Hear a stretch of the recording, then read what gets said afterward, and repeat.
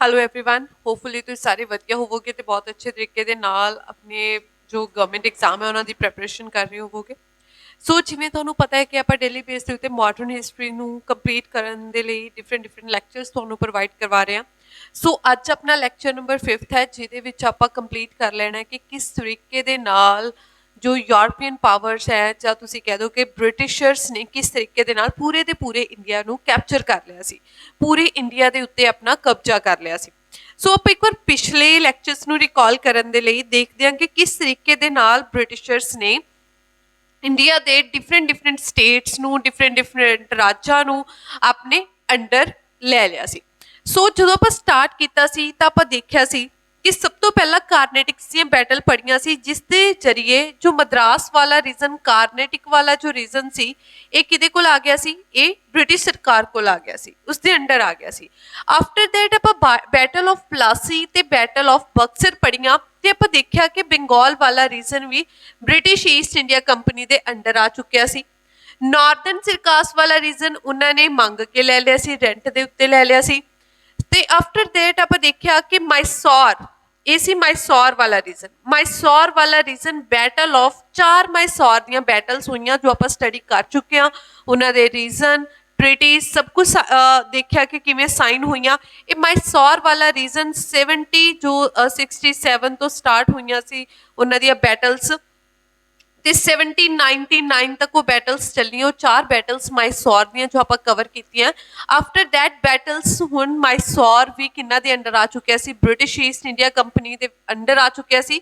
1798 ਦੇ ਵਿੱਚ ਜੋ ਹੈਦਰਾਬਾਦ ਦਾ ਰੀਜਨ ਹੈ, ਜੋ ਹੈਦਰਾਬਾਦ ਹੈ ਉਹ ਵੀ ਸਬਸਿਡਰੀ ਅਲਾਈਅੰਸ ਸਾਈਨ ਕਰਕੇ ਬ੍ਰਿਟਿਸ਼ ਸਰਕਾਰ ਦੇ ਅੰਡਰ ਆ ਚੁੱਕਿਆ, ਜੋ ਆਪਾਂ ਕੱਲ ਪੜ੍ਹਿਆ ਸੀ। ਉਸ ਤੋਂ ਇਲਾਵਾ ਜੋ ਮਰਾਠਾ ਰੀਜਨ ਸੀ, ਮਰਾਠਾਸ ਦੀਆਂ ਬੈਟਲਸ ਹੁੰਦੀਆਂ ਨੇ, 3 ਬੈਟਲਸ ਹੁੰਦੀਆਂ ਨੇ ਜੋ 1775 ਤੋਂ ਸਟਾਰਟ ਹੁੰਦੀ ਹੈ ਤੇ 1818 ਤੱਕ ਚੱਲਦੀਆਂ ਨੇ। ਤੇ ਉਸ ਤੋਂ ਬਾਅਦ ਦੇ ਵਿੱਚ ਵੀ ਕੀ ਹੁੰਦਾ ਹੈ, ਜੋ ਆਪਣਾ ਮਰਾਠਾ ਰੀਜਨ ਹੈ, after 3 battles of Maratha and British East India company, ਜੋ ਮਰਾਠਾ ਸੀ ਉਹ ਵੀ ਪੂਰੇ ਦਾ ਪੂਰਾ ਰਾਜ ਬ੍ਰਿਟਿਸ਼ ਈਸਟ ਇੰਡੀਆ ਕੰਪਨੀ ਦੇ ਅੰਡਰ ਆ ਚੁੱਕਿਆ ਸੀ।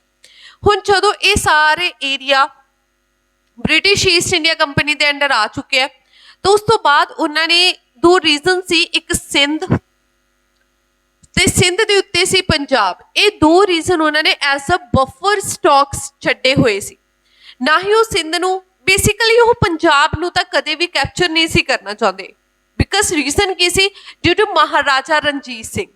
ਮਹਾਰਾਜਾ ਰਣਜੀਤ ਸਿੰਘ ਜੀ ਦੇ ਕਾਰਨ, ਕਿਉਂਕਿ ਉਹਨਾਂ ਦੇ ਮਹਾਰਾਜਾ ਰਣਜੀਤ ਸਿੰਘ ਜੀ ਦੇ ਨਾਲ ਜੋ ਰਿਲੇਸ਼ਨ ਸਾਨੂੰ ਬਹੁਤ ਅੱਛੇ ਸਨ, ਜਿਸ ਦੀ ਵਜ੍ਹਾ ਕਰਕੇ ਉਹ ਮਹਾਰਾਜਾ ਰਣਜੀਤ ਸਿੰਘ ਦੇ ਜੋ ਰੀਜ਼ਨ ਸੀ, ਜੋ ਕਿ ਪੰਜਾਬ ਸੀ, ਉਸਨੂੰ ਕੈਪਚਰ ਨਹੀਂ ਸੀ ਕਰਨਾ ਚਾਹੁੰਦੇ। ਬਟ ਦੇਖਾਂਗੇ ਕਿ ਕਿਸ ਤਰੀਕੇ ਦੇ ਸਰਕਮਸਟੈਂਸ ਬਣੇ after the death of Maharaja Ranjit Singh, ਜਿਹਦੇ ਕਰਕੇ ਉਹਨਾਂ ਨੂੰ ਪੰਜਾਬ ਨੂੰ ਕੈਪਚਰ ਕਰਨਾ ਪਿਆ। ਫਸਟਲੀ ਆਪਾਂ ਦੇਖਾਂਗੇ ਕਿ ਸਿੰਧ ਦੇ ਕੀ ਕਾਰਨ ਸਨ ਜਿਸ ਕਰਕੇ ਉਹਨਾਂ ਨੇ ਸਿੰਧ ਨੂੰ ਵੀ ਆਪਣੇ ਅੰਡਰ ਕਰ ਲਿਆ ਸੀ। ਸੋ ਅੱਜ ਦਾ ਲੈਕਚਰ ਸਟਾਰਟ ਕਰਦੇ ਹਾਂ। ਉਸ ਤੋਂ ਪਹਿਲਾਂ ਲੈਕਚਰ ਸਟਾਰਟ ਕਰਨ ਤੋਂ ਪਹਿਲਾਂ ਆਪਾਂ ਦੇਖਦੇ ਹਾਂ ਕਿ ਵਾਰਨ ਹਾਸਟਿੰਗ। ਦੇਖੋ ਵਾਰਨ Hasting exam point of view ਨਾਲ ਕਿਉਂ ਇੰਪੋਰਟੈਂਟ ਹੈ ਤੇ ਐਗਜ਼ਾਮ ਓਰੀਐਂਟਡ ਇੱਥੇ ਕੁਐਸਚਨ ਕੀ ਬਣੇਗਾ। ਫਸਟਲੀ ਵਾਰਨ ਹਾਸਟਿੰਗ ਗਵਰਨਰ ਜਨਰਲ ਆਇਆ ਸੀ ਬ੍ਰਿਟਿਸ਼ ਈਸਟ ਇੰਡੀਆ ਕੰਪਨੀ ਦਾ ਇੰਡੀਆ ਦੇ ਵਿੱਚ ਕਿਹੜੇ ਟਾਈਮ ਪੀਰੀਅਡ ਦੇ ਵਿੱਚ? ਜਦੋਂ ਚੌਥੀ ਬੈਟਲ ਆਫ ਮਰਾਠਾਸ ਚੱਲਦੀ ਸੀ। ਜਦੋਂ ਆਪਾਂ ਚੌਥੀ ਬੈਟਲ ਆਫ ਮਰਾਠਾਸ ਪੜ੍ਹੀ ਹੈ, ਉਸ ਸਮੇਂ ਇੰਡੀਆ ਦਾ ਗਵਰਨਰ ਜਨਰਲ ਸੀ Warren Hasting. Exam point of view ਨਾਲ ਇੰਪੋਰਟੈਂਟ ਹੈ ਇਸ ਦਾ ਟਾਈਮ ਪੀਰੀਅਡ। ਐਗਜ਼ਾਮ ਦੇ ਵਿੱਚ ਪੁੱਛਿਆ ਜਾਂਦਾ ਹੈ ਕਿ ਵਾਰਨ ਹਾਸਟਿੰਗ ਦਾ ਟਾਈਮ ਪੀਰੀਅਡ ਕਿਹੜਾ ਰਿਹਾ, ਤਾਂ ਤੁਹਾਨੂੰ ਪਤਾ ਹੋਣਾ ਚਾਹੀਦਾ ਕਿ ਇਹ 10 ਸਾਲ ਇੰਡੀਆ ਦੇ ਵਿੱਚ ਰਿਹਾ ਵਾਰਨ ਹਾਸਟਿੰਗ। 1813 ਤੋਂ ਲੈ ਕੇ 1823 ਦਾ ਜੋ ਟਾਈਮ ਪੀਰੀਅਡ ਰਿਹਾ ਉਹ ਇੰਡੀਆ ਦੇ ਵਿੱਚ ਵਾਰਨ ਹਾਸਟਿੰਗ ਦਾ ਰਿਹਾ। ਐਗਜ਼ਾਮ ਓਰੀਐਂਟਡ ਚੀਜ਼ ਤੁਸੀਂ ਦੇਖੋਗੇ ਜਸਟ ਕਿ ਉਸਦੇ ਟਾਈਮ ਤੇ ਕਿਹੜੀਆਂ ਇੰਪੋਰਟੈਂਟ ਬੈਟਲਸ ਹੋਈਆਂ ਸੀ। ਇੱਕ ਤਾਂ ਗੋਰਖਾ ਵਾਰ ਹੋਈ ਸੀ ਤੇ ਦੂਸਰੀ 3rd ਐਂਗਲੋ ਮਰਾਠਾ ਵਾਰ ਹੋਈ ਸੀ, ਜੋ 1800 ਦੇ ਵਿੱਚ ਹੀ ਹੋਈ ਸੀ। ਜੋ 3rd ਐਂਗਲੋ ਮਰਾਠਾ ਵਾਰ ਤੇ ਗੋਰਖਾ ਵਾਰ ਸੀ, ਜੋ ਕਿਸੇ ਟਾਈਮ ਪੀਰੀਅਡ ਦੇ ਵਿੱਚ ਹੋਈ ਸੀ? ਵਾਰਨ ਹਾਸਟਿੰਗ। ਪਹਿਲਾਂ ਆਪਾਂ ਲਾਰਡ ਵੈਲਸਲੀ ਬਾਰੇ ਪੜ੍ਹਿਆ ਸੀ ਕਿ ਲਾਰਡ ਵੈਲਸਲੀ ਦੇ ਟਾਈਮ ਪੀਰੀਅਡ ਦੇ ਵਿੱਚ ਬਹੁਤ ਸਾਰੀ ਐਕਸਪੈਂਸ਼ਨ ਹੋਈ ਸੀ, ਪੂਰੇ ਦੇ ਪੂਰੇ ਇੰਡੀਆ ਨੂੰ ਕਵਰ ਕਰਨ ਦੀ ਕੋਸ਼ਿਸ਼ ਕੀਤੀ ਸੀ। ਲਾਰਡ ਵੈਲਸਲੀ ਨੇ ਕਿਸ ਦੇ ਥਰੂ ਕੀਤੀ ਸੀ? ਉਸਨੇ ਸਬਸਿਡਰੀ ਅਲਾਈਅੰਸ ਸਾਈਨ ਕਰਵਾਈ ਸੀ। उसका टाइम पीरियड 1798 टू 1805 ਰਿਹਾ ਹੈ। अदर देन दैट जो वॉर्न हास्टिंग है उसका टाइम पीरियड 1813 ਤੋਂ 1823 ਤੱਕ ਰਿਹਾ। ਹੋਰ ਐਗਜ਼ਾਮ ओरिएंटेड ਚੀਜ਼ ਕਿ ਗੋਰਖਾ ਵਾਰ ਤੇ ਥਰਡ ਐਂਗਲੋ ਵਾਰ ਵੀ ਕਿਸੇ ਟਾਈਮ ਪੀਰੀਅਡ ਦੇ ਵਿੱਚ ਹੋਈ ਹੈ, ਵॉर्न ਹਾਸਟਿੰਗ ਦੇ ਟਾਈਮ ਪੀਰੀਅਡ ਦੇ ਵਿੱਚ ਹੋਈ ਹੈ। ਹੁਣ ਜਦੋਂ ਮਰਾਠਾਸ ਵਾਰ ਹੋ ਚੁੱਕੀ ਹੈ, ਮਾਇਸੋਰ ਵਾਰ ਹੋ ਚੁੱਕੀ ਹੈ, ਬੈਟਲ ਆਫ ਪਲਾਸੀ ਹੋ ਚੁੱਕੀ ਹੈ, ਬੈਟਲ ਆਫ ਬਕਸਰ ਹੋ ਚੁੱਕੀ ਹੈ, ਉਸ ਤੋਂ ਬਾਅਦ ਕੰਸੈਪਟ ਆਉਂਦਾ ਪੈਰਾਮਾਉਂਟੇਂਸੀ ਦਾ। ਹੁਣ ਇਹ ਕੰਸੈਪਟ ਆਫ ਪੈਰਾਮਾਉਂਟੇਂਸੀ ਹੈ ਕੀ ਸੀ? ਕਹਿੰਦੇ ਅੰਡਰ ਦਾ time period of lord Hasting. ਜਦੋਂ ਲਾਰਡ ਹਾਸਟਿੰਗ ਆਉਂਦਾ ਹੈ, ਇਹ ਕਿਹੜਾ ਕੰਸੈਪਟ ਸ਼ੁਰੂ ਕਰਦਾ ਹੈ? ਜਿਵੇਂ ਲਾਰਡ ਵੈਲਸਲੀ ਨੇ ਸਬਸਿਡਰੀ ਅਲਾਈਅੰਸ ਸਾਈਨ ਕਰਵਾਉਣੀ ਸ਼ੁਰੂ ਕੀਤੀ ਸੀ, ਸਬਸਿਡਰੀ ਅਲਾਈਅੰਸ ਦਾ ਪ੍ਰੋਸੀਜਰ ਸਟਾਰਟ ਕੀਤਾ ਸੀ, ਉਸੇ ਤਰੀਕੇ ਦੇ ਨਾਲ ਲਾਰਡ ਹਾਸਟਿੰਗ ਨੇ ਸਟਾਰਟ ਕੀਤਾ ਪੈਰਾਮਾਉਂਟੇਂਸੀ ਦਾ ਕੰਸੈਪਟ। ਹੁਣ ਇਹ ਪੈਰਾਮਾਉਂਟੇਂਸੀ ਦਾ ਕੰਸੈਪਟ ਕੀ ਸੀ? ਹੁਣ ਤੁਸੀਂ ਦੇਖਿਆ ਹੋਏਗਾ ਕਿ ਆਲਮੋਸਟ ਪੂਰੇ ਦਾ ਪੂਰਾ ਇੰਡੀਆ ਕਵਰ ਕਰ ਚੁੱਕੀ ਹੈ ਬ੍ਰਿਟਿਸ਼ ਈਸਟ ਇੰਡੀਆ ਕੰਪਨੀ। ਉਸ ਤੋਂ ਬਾਅਦ ਉਹਨਾਂ ਨੇ ਪੈਰਾਮਾਉਂਟੇਂਸੀ ਦਾ ਕੰਸੈਪਟ ਚੱਕਿਆ ਕਿ ਜੋ ਬ੍ਰਿਟਿਸ਼ ਈਸਟ ਇੰਡੀਆ ਕੰਪਨੀ ਦੀ ਪਾਵਰ ਹੈ ਉਹ ਸਭ ਤੋਂ ਉੱਪਰ ਹੈ, ਸਭ ਤੋਂ ਉੱਪਰ ਸੁਪਰੀਮ ਪਾਵਰ ਹੈ। That's it. ਇਸ ਨੂੰ ਪੈਰਾਮਾਉਂਟੇਂਸੀ ਦਾ ਕੰਸੈਪਟ ਕਹਿੰਦੇ ਨੇ। ਕਹਿੰਦੇ governor general from 1813 to 1823 a new policy of paramountcy. ਤੁਹਾਨੂੰ ਪੁੱਛਿਆ ਐਗਜ਼ਾਮ ਪੁਆਇੰਟ ਆਫ ਵਿਊ ਨਾਲ ਕਿਵੇਂ ਇੰਪੋਰਟੈਂਟ ਹੁੰਦਾ ਹੈ, ਤੁਹਾਨੂੰ ਪੁੱਛਿਆ ਜਾਏਗਾ ਕਿ ਪੈਰਾਮਾਉਂਟੇਂਸੀ ਦਾ ਜੋ ਕੰਸੈਪਟ ਆ ਉਹ ਕਿਸ ਦੇ ਦੁਆਰਾ ਸਟਾਰਟ ਕੀਤਾ ਗਿਆ ਸੀ, ਤਾਂ ਆਨਸਰ ਹੋਏਗਾ ਲਾਰਡ ਹਾਸਟਿੰਗ ਦੇ ਦੁਆਰਾ ਸਟਾਰਟ ਕੀਤਾ ਗਿਆ ਸੀ ਪੈਰਾਮਾਉਂਟੇਂਸੀ ਦਾ ਕੰਸੈਪਟ। ਕਹਿੰਦੇ ਨਾਓ ਦ ਕੰਪਨੀ ਕਲੇਮਡ, ਕਹਿੰਦੇ ਇਸ ਪੈਰਾਮਾਉਂਟੇਂਸੀ ਦੇ ਕੰਸੈਪਟ ਦੇ ਵਿੱਚ ਜੋ ਬ੍ਰਿਟਿਸ਼ ਈਸਟ ਇੰਡੀਆ ਕੰਪਨੀ ਸੀ ਉਸਨੇ ਕੀ ਕਲੇਮ ਕਰਨਾ ਸ਼ੁਰੂ ਕੀਤਾ ਸੀ? ਕਹਿੰਦੇ now the company claim that it is authority was paramount or supreme. ਕਹਿੰਦੇ ਜੋ ਬ੍ਰਿਟਿਸ਼ ਈਸਟ ਇੰਡੀਆ ਕੰਪਨੀ ਦੀ ਜਿਹੜੀ ਅਥਾਰਟੀ ਹੈ ਉਹ ਸਭ ਤੋਂ ਉੱਪਰ ਹੈ, ਸਭ ਤੋਂ ਸੁਪਰੀਮ ਹੈ। ਸੁਪਰੀਮ ਦਾ ਮਤਲਬ ਹੁੰਦਾ ਹੈ ਕਿ ਸਭ ਤੋਂ ਉੱਪਰ ਹੈ। Hence its power was greater than that of Indian state. ਕਹਿੰਦੇ ਉਹਨਾਂ ਦੀ ਪਾਵਰ, ਪੈਰਾਮਾਉਂਟੇਂਸੀ ਦਾ ਮਤਲਬ ਕਿ ਉਹ ਬ੍ਰਿਟਿਸ਼ ਈਸਟ ਇੰਡੀਆ ਕੰਪਨੀ ਸਭ ਤੋਂ ਸੁਪਰੀਮ ਹੈ। ਦੈਟ ਮੀਨਸ ਜੋ ਬ੍ਰਿਟਿਸ਼ ਈਸਟ ਇੰਡੀਆ ਕੰਪਨੀ ਦੀ ਪਾਵਰ ਹੈ ਉਹ ਇੰਡੀਅਨ ਸਟੇਟਸ ਦੇ ਰਾਜੇ ਮਹਾਰਾਜਿਆਂ ਤੋਂ ਬਹੁਤ ਉੱਪਰ ਹੈ ਤੇ ਬਹੁਤ ਜ਼ਿਆਦਾ ਹੈ। ਸੋ ਐਗਜ਼ਾਮ ਪੁਆਇੰਟ ਆਫ ਵਿਊ ਨਾਲ ਤੁਸੀਂ ਜਸਟ ਯਾਦ ਕਰਨਾ ਹੈ ਕਿ ਪੈਰਾਮਾਉਂਟੇਂਸੀ ਦਾ ਕੰਸੈਪਟ ਕੌਣ ਲੈ ਕੇ ਆਇਆ ਸੀ, ਤਾਂ ਆਨਸਰ ਹੋਏਗਾ ਤੁਹਾਡਾ ਵॉर्न ਹਾਸਟਿੰਗ ਲੈ ਕੇ ਆਇਆ ਸੀ। ਹੁਣ ਇਸ ਤੋਂ ਬਾਅਦ ਆਉਂਦੀਆਂ ਇੰਪੋਰਟੈਂਟ ਚੀਜ਼ਾਂ ਕਨਕੁਐਸਟ ਆਫ ਸਿੰਧ। ਕਿ ਸਿੰਧ ਨੂੰ ਐਵੇਂ ਦੀ ਕੀ ਦਿੱਕਤ ਆਈ ਕਿ ਪਹਿਲਾਂ ਤੋਂ ਸਿੰਧ ਤੇ ਪੰਜਾਬ ਵੱਲ ਦੇਖਦੇ ਵੀ ਨਹੀਂ ਸਨ, ਤੇ ਹੁਣ ਐਵੇਂ ਦਾ ਕੀ ਹੋਇਆ ਕਿ ਉਹਨਾਂ ਨੇ ਸਿੰਧ ਨੂੰ ਵੀ ਕੈਪਚਰ ਕਰ ਲਿਆ ਤੇ ਪੰਜਾਬ ਨੂੰ ਵੀ ਕੈਪਚਰ ਕਰ ਲਿਆ ਸੀ। ਹੁੰਦਾ ਕੀ ਹੈ, ਅਗਰ ਤੁਸੀਂ ਮੈਪ ਨੂੰ ਥੋੜਾ ਅਬਜ਼ਰਵ ਕਰੋਗੇ ਤਾਂ ਆਪਾਂ ਦੇਖਦੇ ਹਾਂ ਕਿ ਇੰਡੀਆ ਦਾ ਮੈਪ ਕੁਝ ਇਸ ਤਰੀਕੇ ਦਾ ਹੈ, ਤੇ ਇੱਥੇ ਸਥਿਤ ਹੈ ਸਾਡਾ ਸਿੰਧ। ਪਹਿਲਾਂ ਤਾਂ ਇਹਨਾਂ ਨੇ ਸਿੰਧ ਤੇ ਪੰਜਾਬ ਨੂੰ ਐਜ਼ ਅ ਬਫਰ ਸਟਾਕ ਰੱਖਿਆ ਹੋਇਆ ਸੀ। ਹੁੰਦਾ ਕੀ ਹੈ, ਐਵੇਂ ਦੇ ਕਿਹੜੇ ਕਾਰਨ ਹੁੰਦੇ ਨੇ ਕਿ ਉਹਨਾਂ ਨੇ ਸਿੰਧ ਨੂੰ ਵੀ ਕੈਪਚਰ ਕਰ ਲਿਆ ਸੀ? ਪਹਿਲਾਂ ਆਪਾਂ ਪਿਛਲੇ ਕਾਰਨ ਸਮਝਾਂਗੇ ਕਿ ਉਹਨਾਂ ਨੇ ਸਿੰਧ ਨੂੰ ਕਨਕੁਐਸਟ ਜਾਂ ਸਿੰਧ ਦੇ ਉੱਤੇ ਕਬਜ਼ਾ ਵੀ ਕਿਉਂ ਕੀਤਾ ਸੀ ਬ੍ਰਿਟਿਸ਼ ਈਸਟ ਇੰਡੀਆ ਕੰਪਨੀ ਨੇ। ਫਸਟਲੀ ਤਾਂ ਉਹਨਾਂ ਨੂੰ ਲੱਗਦਾ ਸੀ, ਦੇਖੋ ਆਪਾਂ ਦੇਖ ਲੈਂਦੇ ਹਾਂ, ਇੱਥੇ ਮੈਂ ਕਾਰਨ ਲਿਖ ਰੱਖੇ ਨੇ। ਕਹਿੰਦੇ ਫਸਟ ਰੀਜ਼ਨ ਕੀ ਸੀ ਕਿ ਉਹਨਾਂ ਨੇ ਸਿੰਧ ਨੂੰ ਕੈਪਚਰ ਕੀਤਾ ਸੀ? ਫਸਟ ਹੈ, ਕਹਿੰਦੇ one was that they could have facility for the trade with Punjab and northwest India through the river of Indus। ਜੋ ਸਿੰਧ ਦੇ ਵਿੱਚੋਂ, ਸਿੰਧ ਦੇ ਕੋਲੋਂ ਜਿਹੜੀ ਨਦੀ ਫਲੋ ਕਰਦੀ ਸੀ ਇੰਡਸ, ਉਸ ਦੇ ਥਰੂ ਉਹ ਪੰਜਾਬ ਤੇ ਨਾਰਥ ਵੈਸਟ ਸਟੇਟਸ ਦੇ ਨਾਲ ਅੱਛੇ ਤਰੀਕੇ ਦੇ ਨਾਲ ਵਪਾਰ ਕਰ ਸਕਦੇ ਸੀ। ਪਹਿਲਾ ਕਾਰਨ ਇਹ ਸੀ ਕਿ ਉਹ ਸਿੰਧ ਨੂੰ ਕੈਪਚਰ ਕਰਨਾ ਚਾਹੁੰਦੇ ਸੀ ਕਿ ਅਗਰ ਸਿੰਧ ਸਾਡੇ ਅੰਡਰ ਆ ਗਿਆ ਤਾਂ ਸਾਨੂੰ ਪੰਜਾਬ ਤੇ ਹੋਰ ਨਾਰਥ ਵੈਸਟ ਜਿਹੜੇ ਸਟੇਟਸ ਨੇ ਉਹਨਾਂ ਨਾਲ ਵਪਾਰ ਕਰਨਾ, ਟ੍ਰੇਡ ਕਰਨਾ ਬਹੁਤ ਈਜ਼ੀ ਹੋ ਜਾਏਗਾ। ਇਸ ਤੋਂ ਇਲਾਵਾ ਸੈਕਿੰਡ ਕਾਰਨ ਕੀ ਸੀ? ਕਹਿੰਦੇ the second was that Sindh could be occupied by Ranjit Singh which they never desired। ਕਹਿੰਦੇ ਇਸ ਤੋਂ ਇਲਾਵਾ ਉਹਨਾਂ ਨੂੰ ਲੱਗਦਾ ਸੀ ਕਿ ਜੇ ਅਸੀਂ ਸਿੰਧ ਨੂੰ ਦੇ ਉੱਤੇ ਕਬਜ਼ਾ ਨਾ ਕੀਤਾ ਤਾਂ ਮਹਾਰਾਜਾ ਰਣਜੀਤ ਸਿੰਘ ਜੀ ਨੇ ਸਿੰਧ ਨੂੰ ਆਪਣੀ ਪ੍ਰੋਵਿੰਸ ਬਣਾ ਲੈਣਾ, ਉਹਨਾਂ ਨੇ ਉਹਦੇ ਉੱਤੇ ਕਬਜ਼ਾ ਕਰ ਲੈਣਾ ਤੇ ਉਹਦੇ ਨਾਲ ਅਸੀਂ ਲੜ ਨਹੀਂ ਸਕਦੇ। So that's why Maharaja Ranjit ਨਾ ਕਬਜ਼ਾ ਕਰ ਲੈਣ ਤਾਂ ਉਹਨਾਂ ਨੇ ਸਿੰਧ ਨੂੰ ਆਪਣੇ ਅੰਦਰ ਲੈਣ ਦੀ ਕੋਸ਼ਿਸ਼ ਕੀਤੀ। ਇਸ ਤੋਂ ਇਲਾਵਾ ਸਭ ਤੋਂ ਵੱਡਾ ਕਾਰਨ ਕੀ ਸੀ? ਉਹਨਾਂ ਨੂੰ ਰਸ਼ੀਆ ਦਾ ਡਰ ਸੀ। ਐਕਚੁਅਲ ਦੇ ਵਿੱਚ ਬ੍ਰਿਟਿਸ਼ ਈਸਟ ਇੰਡੀਆ ਕੰਪਨੀ ਦੇ ਜੋ ਯੂਰਪ ਦੇ ਵਿੱਚ ਰਸ਼ੀਆ ਦੇ ਨਾਲ ਜੋ ਸਬੰਧ ਸੀ ਉਹ ਖਾਸ ਅੱਛੇ ਨਹੀਂ ਸਨ। ਉਹਨਾਂ ਨੂੰ ਲੱਗਦਾ ਸੀ ਕਿ ਹੋ ਸਕਦਾ ਹੈ ਕਿ ਰਸ਼ੀਆ ਅਫਗਾਨਿਸਤਾਨ ਤੋਂ ਹੁੰਦੀ ਹੋਈ ਸਿੰਧ ਦੇ ਵਿੱਚ ਐਂਟਰ ਕਰਕੇ ਤੇ ਉਸ ਦੇ ਥਰੂ ਉਹ ਇੰਡੀਆ ਦੇ ਵਿੱਚ ਸਾਡੇ ਲਈ ਪ੍ਰੋਬਲਮਸ ਕ੍ਰੀਏਟ ਕਰ ਸਕਦੀ ਹੈ, ਸਾਨੂੰ ਇੱਕ ਚੈਲੰਜ ਦੇ ਸਕਦੀ ਹੈ, ਜਿਸ ਕਰਕੇ ਉਹਨਾਂ ਨੇ ਸਿੰਧ ਨੂੰ ਆਪਣੇ ਅੰਡਰ ਲੈ ਲਿਆ ਕਿ ਰਸ਼ੀਆ ਦਾ ਇੰਡੀਆ ਦੇ ਵਿੱਚ ਆਉਣ ਦਾ ਕੋਈ ਰਸਤਾ ਹੀ ਨਾ ਛੱਡਿਆ ਜਾ ਸਕੇ।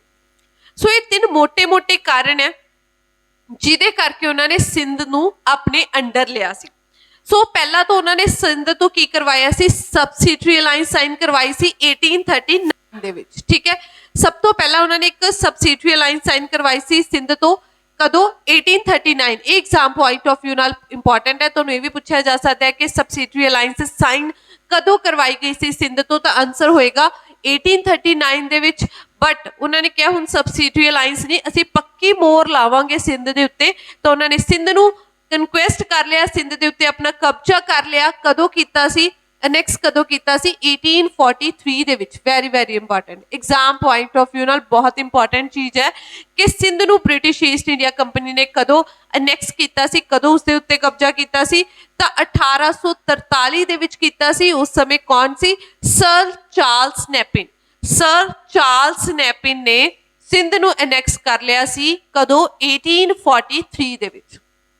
ਹੁਣ ਸਿੰਧ ਵੀ ਬ੍ਰਿਟਿਸ਼ ਈਸਟ ਇੰਡੀਆ ਕੰਪਨੀ ਦੇ ਅੰਡਰ ਆ ਚੁੱਕੀ ਹੈ, ਤੇ ਆਫਟਰ ਦੈਟ ਹੁਣ ਵਾਰੀ ਕਿਹਦੀ ਹੈ, ਪੰਜਾਬ ਦੀ। ਜਦੋਂ ਪੰਜਾਬ ਨੂੰ ਕੈਪਚਰ ਕਰ ਲੈਣਗੇ ਤਾਂ ਆਲਮੋਸਟ ਪੂਰੇ ਦਾ ਪੂਰਾ ਇੰਡੀਆ ਬ੍ਰਿਟਿਸ਼ ਈਸਟ ਇੰਡੀਆ ਦੇ ਅਧੀਨ ਹੋ ਜਾਏਗਾ। ਹੁਣ ਆਪਾਂ ਦੇਖਾਂਗੇ ਕਿ ਪੰਜਾਬ ਦੇ ਵਿੱਚ ਐਵੇਂ ਦੇ ਕਿਹੜੇ ਸਰਕਮਸਟਾਂਸ ਬਣੇ ਕਿ ਪੰਜਾਬ ਨੂੰ ਵੀ ਬ੍ਰਿਟਿਸ਼ ਈਸਟ ਇੰਡੀਆ ਕੰਪਨੀ ਨੇ ਕੀ ਕਰ ਲਿਆ ਸੀ, ਕਨਕੁਐਸਟ ਕਰ ਲਿਆ ਸੀ, ਜਾਂ ਪੰਜਾਬ ਦੇ ਉੱਤੇ ਕਬਜ਼ਾ ਕਰ ਲਿਆ ਸੀ। ਸੋ ਇਹ ਤੁਹਾਡੇ ਕਨਸੈਪਟ ਪੰਜਾਬ ਜੀਕੇ ਦੇ ਵੀ ਨੇ ਤੇ ਐਸ ਵੈਲ ਐਸ ਤੁਹਾਡੇ ਮਾਡਰਨ ਹਿਸਟਰੀ ਦੇ ਵੀ ਨੇ। ਹੁੰਦਾ ਕੀ ਹੈ, ਦੇਖੋ ਜਿੰਨਾ ਟਾਈਮ ਮਹਾਰਾਜਾ ਰਣਜੀਤ ਸਿੰਘ ਜੀ ਜਿਉਂਦੇ ਰਹੇ ਨੇ ਉਹਨਾਂ ਟਾਈਮ ਬ੍ਰਿਟਿਸ਼ਰਸ ਨੇ ਇੰਡੀਆ ਪੰਜਾਬ ਦੇ ਵੱਲ ਅੱਖ ਚੱਕ ਕੇ ਵੀ ਨਹੀਂ ਦੇਖਿਆ, ਠੀਕ ਹੈ। ਬਿਕਾਜ਼ ਉਹਨਾਂ ਨੂੰ ਪਤਾ ਸੀ ਕਿ ਅਸੀਂ ਮੱਥਾ ਮਹਾਰਾਜਾ ਰਣਜੀਤ ਸਿੰਘ ਜੀ ਨਾਲ ਲੈ ਨਹੀਂ ਸਕਦੇ, ਤੇ ਉਹਨਾਂ ਦੇ ਹੁੰਦੇ ਹੋਏ ਪੰਜਾਬ ਦੇ ਵਿੱਚੋਂ ਐਂਟਰ ਕਰਕੇ ਕੋਈ ਵੀ ਅਨਨੋਨ ਪਾਵਰ ਜਾਂ ਫਿਰ ਅਦਰ ਪਾਵਰ ਇੰਡੀਆ ਦੇ ਵਿੱਚ ਐਂਟਰ ਨਹੀਂ ਕਰ ਸਕਦੀ ਜੋ ਸਾਡੇ ਲਈ ਪ੍ਰੋਬਲਮਸ ਕ੍ਰੀਏਟ ਕਰੇ। ਸੋ ਉਹਨਾਂ ਨੂੰ ਇੱਕ ਤਰੀਕੇ ਦਾ ਮਹਾਰਾਜਾ ਰਣਜੀਤ ਸਿੰਘ ਜੀ ਦੇ ਟਰਸਟ ਐਸ ਵੈਲ ਐਸ ਪੂਰੇ ਦਾ ਪੂਰਾ faith we C. So that's ਵੇ ਉਹ ਪੰਜਾਬ ਵੱਲ ਕਦੇ ਅੱਖ ਚੱਕ ਕੇ ਵੀ ਨਹੀਂ ਸੀ ਦੇਖਦੇ। ਇਸ ਕਰਕੇ ਉਹਨਾਂ ਨੇ ਮਹਾਰਾਜਾ ਰਣਜੀਤ ਸਿੰਘ ਜੀ ਦੇ ਨਾਲ ਇੱਕ ਟ੍ਰੀਟੀ ਵੀ ਸਾਈਨ ਕੀਤੀ ਸੀ 1809 ਦੇ ਵਿੱਚ। ਇੱਕ ਟ੍ਰੀਟੀ ਸਾਈਨ ਕੀਤੀ ਸੀ, ਫਰੈਂਡਸ਼ਿਪ ਦੀ ਟ੍ਰੀਟੀ ਸੀ, ਠੀਕ ਹੈ, ਇੱਕ ਦੋਸਤਾਨਾ ਦੀ ਟ੍ਰੀਟੀ ਸੀ, ਜੋ ਕਿਸ ਦੇ ਨਾਲ ਸਾਈਨ ਕੀਤੀ ਸੀ, ਲਾਰਡ ਮਿੰਟੋ 1 ਦੇ ਵਿੱਚ। ਬਹੁਤ ਵਾਰ ਐਗਜ਼ਾਮ ਦੇ ਵਿੱਚ ਪੁੱਛਿਆ ਜਾਂਦਾ ਹੈ 1809 ਵਾਲੀ ਟ੍ਰੀਟੀ ਕਿੰਨਾਂ ਦੇ ਵਿਚਕਾਰ ਸਾਈਨ ਹੋਈ ਸੀ, ਮਹਾਰਾਜਾ ਰਣਜੀਤ ਸਿੰਘ ਤੇ ਲਾਰਡ ਮਿੰਟੋ ਦੇ ਵਿਚਕਾਰ ਇਹ ਟ੍ਰੀਟੀ ਸਾਈਨ ਹੋਈ ਸੀ। ਇਸ ਤੋਂ ਇਲਾਵਾ ਇਹਨਾਂ ਨੇ ਕੀ ਕੀਤਾ ਸੀ, ਇਸ ਜੋ ਸਤਲੁਜ ਰਿਵਰ ਹੈ, ਇਹਨਾਂ ਨੇ ਕਿਹਾ ਸੀ ਕਿ ਸਤਲੁਜ ਰਿਵਰ ਦਾ ਜੋ ਨਾਰਥ ਵਾਲਾ ਪਾਰਟ ਹੈ ਉਹ ਰਹੇਗਾ ਮਹਾਰਾਜਾ ਰਣਜੀਤ ਸਿੰਘ ਜੀ ਦਾ, ਤੇ ਸਤਲੁਜ ਰਿਵਰ ਦਾ ਜੋ ਉਸਦੇ ਨੀਚੇ ਪਾਰਟ ਹੈ, ਮਤਲਬ ਉਸਦਾ ਸਾਊਥ ਪਾਰਟ ਹੈ, ਉਹ ਕਿੰਨਾ ਕੋਲ ਰਹੇਗਾ, ਬ੍ਰਿਟਿਸ਼ ਈਸਟ ਇੰਡੀਆ ਕੰਪਨੀ।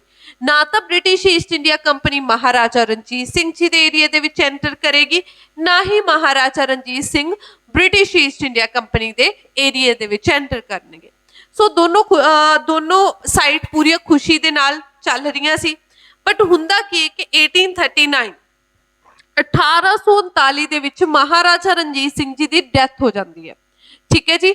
1839 ਦੇ ਵਿੱਚ ਮਹਾਰਾਜਾ ਰਣਜੀਤ ਸਿੰਘ ਜੀ ਦੀ ਡੈਥ ਹੋ ਜਾਂਦੀ ਹੈ, ਜਿਹਦੇ ਕਰਕੇ ਪੰਜਾਬ ਦਾ ਪੂਰਾ ਰਾਜ ਸੀ ਜੋ ਡਗਮਗਾ ਗਿਆ ਸੀ। ਬਿਕਾਜ਼ ਆਫਟਰ ਮਹਾਰਾਜਾ ਰਣਜੀਤ ਸਿੰਘ ਕੋਈ ਵੀ ਇੱਕ ਪਾਵਰਫੁਲ, ਇੱਕ ਮਾਈਂਡਡ ਜਾਂ ਇੱਕ ਸਟਰੋਂਗ ਰਾਜਾ ਪੰਜਾਬ ਨੂੰ ਨਹੀਂ ਮਿਲਿਆ, ਜਿਹਦੇ ਕਰਕੇ ਪੰਜਾਬ ਦਾ ਜੋ ਸਿਸਟਮ ਸੀ ਬਿਲਕੁਲ ਡਗਮਗਾ ਗਿਆ ਸੀ। ਦੇਖਾਂਗੇ ਜਦੋਂ ਮਹਾਰਾਜਾ ਰਣਜੀਤ ਸਿੰਘ ਜੀ ਦੀ 1839 ਦੇ ਵਿੱਚ ਡੈਥ ਹੁੰਦੀ ਹੈ, ਤਾਂ ਸਭ ਤੋਂ ਪਹਿਲੇ ਜੋ ਸਕਸੈਸਰ ਗੱਦੀ ਦੇ ਉੱਤੇ ਬੈਠਦੇ ਨੇ ਮਹਾਰਾਜਾ ਰਣਜੀਤ ਸਿੰਘ ਜੀ ਦੇ ਸਭ ਤੋਂ ਵੱਡੇ ਬੇਟੇ ਨੇ ਖੜਕ ਸਿੰਘ। ਖੜਕ ਸਿੰਘ ਗੱਦੀ ਦੇ ਉੱਤੇ ਬੈਠਦੇ ਨੇ, ਬਟ ਖੜਕ ਸਿੰਘ ਦੀ ਥੋੜੇ ਟਾਈਮ ਦੇ ਵਿੱਚ ਹੀ ਡੈਥ ਹੋ ਜਾਂਦੀ ਹੈ। ਤਾਂ ਅੱਗੇ ਨੌ ਨਿਹਾਲ ਸਿੰਘ, ਹੂ ਵਾਸ ਅ ਨੌ ਨਿਹਾਲ ਸਿੰਘ। ਨੌ ਨਿਹਾਲ ਸਿੰਘ ਖੜਕ ਸਿੰਘ ਦੇ ਪੁੱਤਰ ਸਨ, ਮਹਾਰਾਜਾ ਰਣਜੀਤ ਸਿੰਘ ਜੀ ਦੇ ਪੋਤਰੇ ਸੀ ਜੋ ਗੱਦੀ ਦੇ ਉੱਤੇ ਬੈਠਦੇ ਆ। ਥੋੜੇ ਜਿਹੇ ਟਾਈਮ ਪੀਰੀਅਡ ਦੇ ਵਿੱਚ ਖੜਕ ਸਿੰਘ ਦੀ ਡੈਥ ਹੋ ਜਾਂਦੀ ਹੈ। ਆਫਟਰ ਦੈਟ ਚੰਦ ਕੌਰ, ਬੀਬੀ ਚੰਦ ਕੌਰ ਨੌ ਨਿਹਾਲ ਸਿੰਘ ਦੀ ਮਾਤਾ, ਮਹਾਰਾਜਾ ਰਣਜੀਤ ਸਿੰਘ ਜੀ ਦੀ ਨੂੰਹ ਤੇ ਖੜਕ ਸਿੰਘ ਦੀ ਪਤਨੀ ਸੀ, ਜਿਨ੍ਹਾਂ ਨੇ ਕੀ ਕੀਤਾ, ਗੱਦੀ ਨੂੰ ਸੰਭਾਲਿਆ। ਬਟ ਉਹਨਾਂ ਦਾ ਵੀ ਕਤਲ ਕਰਵਾ ਦਿੱਤਾ ਜਾਂਦਾ ਹੈ, ਜਿਸ ਤੋਂ ਬਾਅਦ ਸ਼ੇਰ ਸਿੰਘ ਮਹਾਰਾਜਾ ਰਣਜੀਤ ਸਿੰਘ ਜੀ ਦੇ ਖੜਕ ਸਿੰਘ ਤੋਂ ਛੋਟੇ ਪੁੱਤਰ ਗੱਦੀ ਦੇ ਉੱਤੇ ਬੈਠਦੇ ਨੇ, but Sher Singh the death ਤੋਂ ਬਾਅਦ ਦਲੀਪ ਸਿੰਘ, ਮਹਾਰਾਜਾ ਰਣਜੀਤ ਸਿੰਘ ਜੀ ਦੇ ਯੰਗੈਸਟ ਸਨ ਦਲੀਪ ਸਿੰਘ ਸਨ ਜੋ ਗੱਦੀ ਦੇ ਉੱਤੇ ਬੈਠਦੇ ਨੇ ਉਹਨਾਂ ਦੀ ਡੈਥ ਤੋਂ ਬਾਅਦ। ਸੋ ਇਹ ਟਾਈਮ ਪੀਰੀਅਡ ਹੈ ਜੀ 1839 ਤੋਂ ਲੈ ਕੇ 1845 ਦਾ, ਠੀਕ ਹੈ। ਦੇਖੋ 3 ਤੋਂ 4 ਸਾਲਾਂ ਤੱਕ ਇੰਨੇ ਰਾਜੇ ਬਦਲ ਚੁੱਕੇ ਸੀ ਪੰਜਾਬ ਦੇ। ਹੁਣ ਇਹ ਚੀਜ਼ ਨੂੰ observe British East India company ਵੀ ਕਰ ਰਹੀ ਸੀ। ਬ੍ਰਿਟਿਸ਼ ਈਸਟ ਇੰਡੀਆ ਕੰਪਨੀ ਦੇਖ ਰਹੀ ਸੀ ਕਿ ਅਗਰ ਪੰਜਾਬ ਤੋਂ ਆਪਣਾ ਇੱਕ ਸਟਰੋਂਗ ਰਾਜਾ ਨਹੀਂ ਚੁਣਿਆ ਜਾ ਸਕਦਾ ਤੇ ਪੰਜਾਬ ਨੂੰ ਸੇਵ ਕਿਵੇਂ ਕਰਕੇ ਰੱਖਣਗੇ। ਸੋ ਸ਼ਾਇਦ ਇਹ ਚੀਜ਼ ਸਾਡੇ ਲਈ ਇੱਕ ਤਰੀਕੇ ਦੀ ਮੁਸ਼ਕਿਲ ਪੈਦਾ ਕਰ ਸਕਦੀ ਹੈ। ਹੋ ਸਕਦਾ ਹੈ ਕਿ ਰਸ਼ੀਅਨ ਜਾਂ ਕੋਈ ਹੋਰ ਪਾਵਰ ਪੰਜਾਬ ਦੇ ਥਰੂ ਖਾਈਬਰ ਪਾਠ ਦੇ ਦੁਆਰਾ ਹੁੰਦੀ ਹੋਈ ਪੰਜਾਬ ਦੇ ਵਿੱਚ ਐਂਟਰ ਕਰਕੇ, ਇੰਡੀਆ ਦੇ ਵਿੱਚ ਐਂਟਰ ਕਰਕੇ ਸਾਡੇ ਲਈ ਪ੍ਰੋਬਲਮਸ ਕ੍ਰੀਏਟ ਕਰ ਸਕਦੀ ਹੈ। ਸੋ ਦੈਟਸ ਵਾਈ ਉਹਨਾਂ ਨੇ ਪੰਜਾਬ ਨੂੰ ਅਨੈਕਸ ਕਰਨ ਦਾ ਇੱਕ ਡਿਸੀਜਨ ਲਿਆ ਸੀ। ਤਬ ਸਭ ਤੋਂ ਯੰਗੈਸਟ ਸਨ ਸੀ, ਸਭ ਤੋਂ ਲਾਸਟ ਸਕਸੈਸਰ ਕੌਣ ਹੋਏ ਨੇ ਮਹਾਰਾਜਾ ਰਣਜੀਤ ਸਿੰਘ ਜੀ ਦੇ? ਯੰਗੈਸਟ ਸਨ ਦਲੀਪ ਸਿੰਘ, ਮਹਾਰਾਣੀ ਜਿੰਦਾ ਦੇ ਜੋ ਪੁੱਤਰ ਸਨ। ਸੋ ਹੁੰਦਾ ਕੀ ਹੈ ਕਿ 1843 ਦੇ ਵਿੱਚ 1843 ਦੇ ਵਿੱਚ ਪਹਿਲੀ ਐਂਗਲੋ ਸਿੱਖ ਵਾਰ ਹੁੰਦੀ ਹੈ, ਜਿਹਦੇ ਵਿੱਚ 4 ਤੋਂ 5 ਬੈਟਲਸ ਹੁੰਦੀਆਂ ਨੇ। ਪਹਿਲੀ ਬੈਟਲ ਹੁੰਦੀ ਹੈ ਐਂਗਲੋ ਸਿੱਖ ਵਾਰ ਫਸਟ, ਠੀਕ ਹੈ। ਐਂਗਲੋ ਸਿੱਖ ਵਾਰ ਕਿ ਇੱਕ ਸਾਈਡ ਸਿੱਖ ਸੀ, ਦੂਸਰੀ side British East India company ਸੀ। ਉਹਨਾਂ ਦੇ ਵਿਚਕਾਰ ਡਿਫਰੈਂਟ ਬੈਟਲਸ ਹੁੰਦੀਆਂ ਨੇ। ਮੁਦਕੀ ਦੀ ਬੈਟਲ ਹੁੰਦੀ ਹੈ, ਠੀਕ ਹੈ ਜੀ, ਫਿਰੋਜ਼ ਸ਼ਹਿਰ ਬੈਟਲ ਹੁੰਦੀ ਹੈ, ਬੱਦੋਵਾਲ ਬੈਟਲ ਹੁੰਦੀ ਹੈ, ਸਬਰਾਉਂ ਬੈਟਲ ਹੁੰਦੀ ਹੈ ਤੇ ਅਲੀਵਾਲ ਬੈਟਲ ਹੁੰਦੀ ਹੈ। ਇਹ 5 ਬੈਟਲਸ ਹੁੰਦੀਆਂ ਨੇ। ਕਿਹੜੀਆਂ? ਮੁਦਕੀ ਦੀ ਬੈਟਲ, ਫਿਰੋਜ਼ ਸ਼ਾਹ ਬੈਟਲ, ਬੱਦੋਵਾਲ, ਸਬਰਾਉਂ ਤੇ ਅਲੀਵਾਲ। ਇਹ 5 ਬੈਟਲਸ ਹੁੰਦੀਆਂ ਨੇ ਪਹਿਲੀ ਐਂਗਲੋ ਸਿੱਖ ਵਾਰ ਦੇ ਵਿੱਚ, ਠੀਕ ਹੈ। ਇਹ ਕਨਸੈਪਟ ਤੁਹਾਡੇ ਪੰਜਾਬ ਜੀਕੇ ਦੇ ਵਿੱਚ ਮੈਂ ਆਲਰੇਡੀ ਕਵਰ ਕਰਵਾ ਚੁੱਕੀ ਹਾਂ। ਸੋ ਪੰਜਾਬ ਜੀਕੇ ਦੀ ਪਲੇਲਿਸਟ ਦੇ ਵਿੱਚ ਜਾ ਕੇ ਤੁਸੀਂ ਇਹਨਾਂ ਨੂੰ ਚੈੱਕ ਕਰ ਸਕਦੇ ਹੋ। ਇਹ 5 ਬੈਟਲਸ ਹੁੰਦੀਆਂ ਨੇ। ਮੁਦਕੀ, ਫਿਰੋਜ਼ ਸ਼ਹਿਰ, ਬੱਦੋਵਾਲ, ਸਬਰਾਉਂ ਤੇ ਅਲੀਵਾਲ ਬੈਟਲਸ ਹੁੰਦੀਆਂ ਨੇ। ਤੇ ਇਹਨਾਂ ਬੈਟਲਸ ਦੇ ਥਰੂ ਕੀ ਹੁੰਦਾ ਹੈ ਕਿ ਇਹ ਸਾਰੀਆਂ ਦੀਆਂ ਸਾਰੀਆਂ ਬੈਟਲ, ਇੱਕ ਬੱਦੋਵਾਲ ਬੈਟਲ ਨੂੰ ਛੱਡ ਕੇ ਸਾਰੇ ਦੇ ਸਾਰੀਆਂ ਬੈਟਲਸ ਜੋ ਸਿੱਖ ਆਰਮੀ ਸੀ ਉਹ ਹਾਰ ਜਾਂਦੀ ਹੈ। ਰੀਜ਼ਨ ਕੀ ਸੀ ਸਿੱਖ ਆਰਮੀ ਦਾ ਹਾਰਨ ਦਾ? ਕਿਉਂਕਿ ਜਿੰਨੇ ਵੀ ਸਿੱਖ ਆਰਮੀ ਦੇ ਲੀਡਰ ਹੋਏ ਨੇ ਉਹ ਕੀ ਕਰਦੇ ਸੀ? ਕਰਪਟੀ ਬੰਦੇ ਸਨ। ਵਿੱਚੋਂ ਕੋਈ ਨਾ ਕੋਈ ਬ੍ਰਿਟਿਸ਼ ਈਸਟ ਇੰਡੀਆ ਕੰਪਨੀ ਨਾਲ ਰਲਿਆ ਹੁੰਦਾ ਸੀ, ਜਿਹਦੇ ਕਰਕੇ ਉਹ ਬੈਟਲਸ ਹਾਰ ਜਾਂਦੇ ਸਨ। 1843 ਦੇ ਵਿੱਚ ਇਹ ਬੈਟਲਸ, ਪਹਿਲੀ ਐਂਗਲੋ ਸਿੱਖ ਵਾਰ 1845 ਤੋਂ ਲੈ ਕੇ 1846 ਤੱਕ ਇਹ ਬੈਟਲਸ ਚੱਲਦੀਆਂ। 1845 ਦੇ ਵਿੱਚ ਸਟਾਰਟ ਹੁੰਦੀਆਂ। ਉਸ ਟਾਈਮ ਗਵਰਨਰ ਜਨਰਲ ਕੌਣ ਸੀ? ਲਾਰਡ ਹਡਿੰਗੇ ਸੀ। ਕੌਣ ਸੀ ਉਸ ਸਮੇਂ? ਲਾਰਡ ਹਡਿੰਗੇ ਸੀ। ਤੇ lord Hardinge British East India company ਨੂੰ ਲੀਡ ਕਰ ਰਿਹਾ ਸੀ ਤੇ ਹਰ ਇੱਕ ਬੈਟਲ ਦੇ ਵਿੱਚ ਲਾਲ ਸਿੰਘ ਵਗੈਰਾ ਵਰਗੇ ਜਿਨ੍ਹਾਂ ਨੇ ਲੀਡ ਕੀਤਾ ਸੀ ਸਿੱਖ ਆਰਮੀ ਨੂੰ, ਜੋ ਕਿ ਕਰਪਟੀ ਬੰਦੇ ਸਨ, ਜਿਨ੍ਹਾਂ ਦੀ ਵਜ੍ਹਾ ਦੇ ਕਰਕੇ ਇਹ ਬੈਟਲਸ ਹਾਰ ਗਏ ਸੀ ਸਿੱਖ ਆਰਮੀ। ਸਿਰਫ ਬੱਦੋਵਾਲ ਬੈਟਲ ਸੀ ਜੋ ਸਿੱਖ ਆਰਮੀ ਵੱਲੋਂ ਜਿੱਤੀ ਗਈ ਸੀ। ਫਿਰ 1846 ਦੇ ਵਿੱਚ ਇਸ ਬੈਟਲਸ ਨੂੰ ਖਤਮ ਕੀਤਾ ਗਿਆ ਟ੍ਰੀਟੀਜ਼ ਦੇ ਨਾਲ। ਅਲੱਗ-ਅਲੱਗ ਟ੍ਰੀਟੀ ਹੋਈਆਂ। ਪਹਿਲੀ ਟ੍ਰੀਟੀ ਹੋਈ ਇੱਕ ਲਾਹੌਰ ਦੀ ਟ੍ਰੀਟੀ ਹੋਈ। ਲਾਹੌਰ ਦੀ ਟ੍ਰੀਟੀ ਹੁੰਦੀ ਹੈ 1846 ਮਾਰਚ ਦੇ ਵਿੱਚ। ਇਹ ਟ੍ਰੀਟੀ ਜੋ ਹੋਈ ਲਾਹੌਰ ਦੀ 1846, ਕਹਿੰਦੇ ਠੀਕ ਹੈ ਜੀ, ਚਲੋ ਬੈਟਲ ਹੋਈ, ਖਤਮ ਹੋਈ ਤੇ ਇਹਨਾਂ ਨੇ ਆਲਮੋਸਟ ਸਾਰਾ ਰੀਜਨ ਆਪਣੇ ਅੰਡਰ ਲੈ ਲਿਆ। ਤੇ ਇਹਨਾਂ ਨੇ ਕੀ ਕੀਤਾ? ਦਲੀਪ ਸਿੰਘ ਦੀ ਗਾਰਡੀਅਨ ਕਿਸ ਨੂੰ ਬਣਾਤਾ? ਮਹਾਰਾਣੀ ਜਿੰਦਾ ਨੂੰ ਬਣਾਤਾ ਤੇ ਕੁਝ ਪਾਰਟ ਪੰਜਾਬ ਦਾ ਦੇਤਾ। ਬਟ ਮਹਾਰਾਣੀ ਜਿੰਦਾ ਕੋਈ ਨਾ ਕੋਈ ਕਨਸਪੀਰੇਸੀ, ਕੋਈ ਨਾ ਕੋਈ ਸਾਜ਼ਿਸ਼ ਬਣਾਉਂਦੀ ਸੀ ਬ੍ਰਿਟਿਸ਼ ਈਸਟ ਇੰਡੀਆ ਕੰਪਨੀ ਦੇ ਖਿਲਾਫ। ਤਾਂ ਬ੍ਰਿਟਿਸ਼ ਈਸਟ ਇੰਡੀਆ ਕੰਪਨੀ ਨੂੰ ਇਹ ਚੀਜ਼ ਰਿਅਲਾਈਜ਼ ਹੋਣੀ ਸਟਾਰਟ ਹੋ ਗਈ ਕਿ ਇਹ ਲੇਡੀ ਸਾਡੇ ਲਈ ਪ੍ਰੋਬਲਮਸ ਕ੍ਰੀਏਟ ਕਰ ਸਕਦੀ ਹੈ, ਜਿਸ ਕਰਕੇ ਉਹਨਾਂ ਨੇ ਮਹਾਰਾਣੀ ਜਿੰਦਾ ਨੂੰ ਦਲੀਪ ਸਿੰਘ ਦੀ ਗਾਰਡੀਅਨ ਦੀ ਪੋਸਟ ਤੋਂ ਹਟਾਤਾ ਤੇ ਦੁਬਾਰਾ ਇੱਕ ਟ੍ਰੀਟੀ ਕੀਤੀ ਭੈਰੋਵਾਲ, ਠੀਕ ਹੈ ਜੀ। ਭੈਰੋਵਾਲ ਟ੍ਰੀਟੀ ਵੀ ਸਾਈਨ ਹੁੰਦੀ ਹੈ 1846 ਦਸੰਬਰ ਦੇ ਵਿੱਚ, ਠੀਕ ਹੈ ਜੀ। ਸੋ ਇਹ treaties exam point of view ਨਾਲ ਇੰਪੋਰਟੈਂਟ ਹੈ, ਜੋ ਤੁਹਾਡੇ ਐਗਜ਼ਾਮ ਦੇ ਵਿੱਚ ਪੁੱਛੀਆਂ ਜਾ ਸਕਦੀਆਂ ਨੇ। ਸੋ ਇਹ ਟ੍ਰੀਟੀ ਆਫ ਲਾਹੌਰ ਤੁਹਾਡੀ ਲਿਖੀ ਹੋਈ ਹੈ, ਜੋ ਮੈਂ ਬੋਲਿਆ ਉਹੀ ਚੀਜ਼ ਲਿਖੀ ਹੋਈ ਹੈ, ਠੀਕ ਹੈ ਜੀ। ਇਸ ਤੋਂ ਇਲਾਵਾ ਐਗਜ਼ਾਮ ਪੁਆਇੰਟ ਆਫ ਵਿਊ ਨਾਲ ਇੰਪੋਰਟੈਂਟ ਹੈ ਕਿ ਬ੍ਰਿਟਿਸ਼ ਰੈਸੀਡੈਂਟ ਕਿਹੜੇ ਸੀ? ਸਰ ਹੈਨਰੀ ਲਾਰੈਂਸ ਸੀ, was appointed to the Sikh court, ਠੀਕ ਹੈ। ਇਹ ਐਗਜ਼ਾਮ ਪੁਆਇੰਟ ਆਫ ਵਿਊ ਨਾਲ ਇੰਪੋਰਟੈਂਟ ਹੈ ਕਿ ਲਾਹੌਰ ਦੀ ਟ੍ਰੀਟੀ ਦੇ ਵਿੱਚ ਇਹਨਾਂ ਨੇ ਕੀ ਕੀਤਾ? ਸਰ ਹੈਨਰੀ ਲਾਰੈਂਸ ਨੂੰ ਅਪਾਇੰਟ ਕੀਤਾ ਸੀ British residence of Sikh court. ठीक है जी, एक नेम बहुत इंपॉर्टेंट है एग्जाम पॉइंट ऑफ व्यू ਨਾਲ। ਸੋ ਇਹ ਟ੍ਰੀਟੀਸ ਹੁੰਦੀ ਹੈ, ਪਹਿਲੀ ਟ੍ਰੀਟੀ ਰੱਦ ਹੋ ਜਾਂਦੀ ਹੈ, ਮਾਰਚ ਦੇ ਵਿੱਚ ਬਹਿਰੋਵਾਲ ਟ੍ਰੀਟੀ ਦੁਬਾਰਾ ਹੁੰਦੀ ਹੈ। ਹੁਣ ਉਸ ਤੋਂ ਬਾਅਦ ਕੀ ਹੁੰਦਾ ਹੈ, 1848 ਦੇ ਵਿੱਚ ਦੁਬਾਰਾ ਤੋਂ ਜੋ ਲੜਾਈਆਂ ਨੇ ਬ੍ਰਿਟਿਸ਼ ਈਸਟ ਇੰਡੀਆ ਕੰਪਨੀ ਤੇ ਆਪਣੇ ਐਂਗਲੋ ਆਪਣੇ ਬ੍ਰਿਟਿਸ਼ ਈਸਟ ਇੰਡੀਆ ਕੰਪਨੀ ਤੇ ਸਿੱਖਾਂ ਦੇ ਵਿਚਕਾਰ ਦੁਬਾਰਾ ਤੋਂ ਲੜਾਈ ਸਟਾਰਟ ਹੋ ਜਾਂਦੀ ਹੈ। ਸੈਕਿੰਡ ਐਂਗਲੋ ਸਿੱਖ ਵਾਰ ਸਟਾਰਟ ਹੁੰਦੀ ਹੈ ਜੋ 1848 ਤੋਂ ਲੈ ਕੇ 1849 ਤੱਕ ਚੱਲਦੀ ਹੈ। 1848 ਤੋਂ ਲੈ ਕੇ 1849 ਤੱਕ ਚੱਲਦੀ ਹੈ। ਹੁਣ ਤੱਕ ਜੋ ਸਿੱਖ ਆਰਮੀ ਸੀ ਬਹੁਤ ਵੀਕ ਹੋ ਚੁੱਕੀ ਸੀ।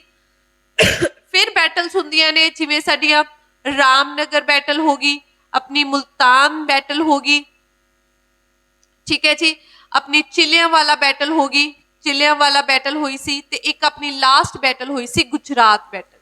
ये Anglo Sikh second Sikh war दे विच 4 बैटल्स हुंदी है। इस दे विच भी सिख आर्मी हारदी है। ते लास्ट बैटल सी गुजरात बैटल, जिसनू की कहा जाता है, जिसनू बैटल ऑफ गन्स भी कहा जाता है। एग्जाम पॉइंट ऑफ व्यू नाल इंपॉर्टेंट है कंसैप्ट, मैं तुहानू पंजाब जीके दे विच ऑलरेडी करवा चुकी हाँ, तो तुसी प्लेलिस्ट दे विच जाके देख सकते हो।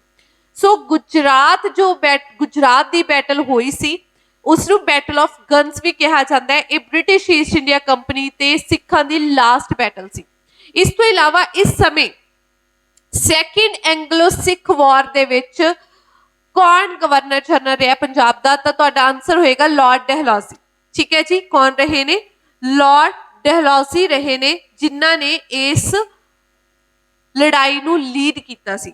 लास्ट बैटल हुंदी है बैटल ऑफ गुजरात, उस तो पहला Ramnagar battle, Multan battle, Chillianwala battle ते गुजरात बैटल हुई है।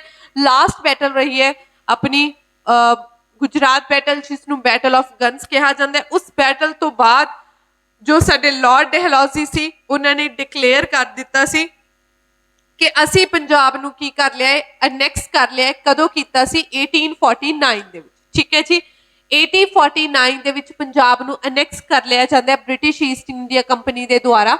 ਠੀਕ ਹੈ ਜੀ, ਸੋ ਇਹ ਸਭ ਕੁਝ ਤੁਹਾਡਾ ਲਿਖਿਆ ਹੋਇਆ ਹੈ। ਰਾਮਨਗਰ ਬੈਟਲ ਹੋਈ, ਠੀਕ ਹੈ, 1849 ਦੇ ਵਿੱਚ ਉਹਨਾਂ ਨੇ ਕੀ ਹੈ ਪੰਜਾਬ ਨੂੰ ਅਨੈਕਸ ਕਰ ਲਿਆ ਸੀ ਬੈਟਲ ਆਫ ਗੁਜਰਾਤ ਤੋਂ ਬਾਅਦ। ਠੀਕ ਹੈ ਜੀ, ਆਲਰੇਡੀ ਇਹ ਸਭ ਕੁਝ ਮੈਂ ਪੰਜਾਬ ਜੀਕੇ ਦੇ ਵਿੱਚ ਡਿਸਕਸ ਕਰ ਚੁੱਕੀ ਹਾਂ, ਤਾਂ ਤੁਸੀਂ ਪੰਜਾਬ ਜੀਕੇ ਦੀ ਪਲੇਲਿਸਟ ਦੇ ਵਿੱਚ ਜਾ ਕੇ ਉਸ ਨੂੰ ਦੇਖ ਸਕਦੇ ਹੋ। उस तो बाद एक कंसैप्ट आया जी डॉक्ट्राइन ऑफ लेप्से रूल। ठीक है, थोड़ी क्लियर नहीं है स्लाइड, आप गल कर लेने। वैसे ही आप गल की कि जो सैकेंड एंग्लो सिख वॉर हुई सी, उस दे समय गवर्नर जनरल कौन सी इंडिया दा? वो सी लॉर्ड डलहौजी। ठीक है जी, लॉर्ड डलहौजी सी, ते लॉर्ड डलहौजी ने एक कंसैप्ट स्टार्ट किया सी जिसनू कहते हैं डॉक्ट्राइन ऑफ लेप्से रूल।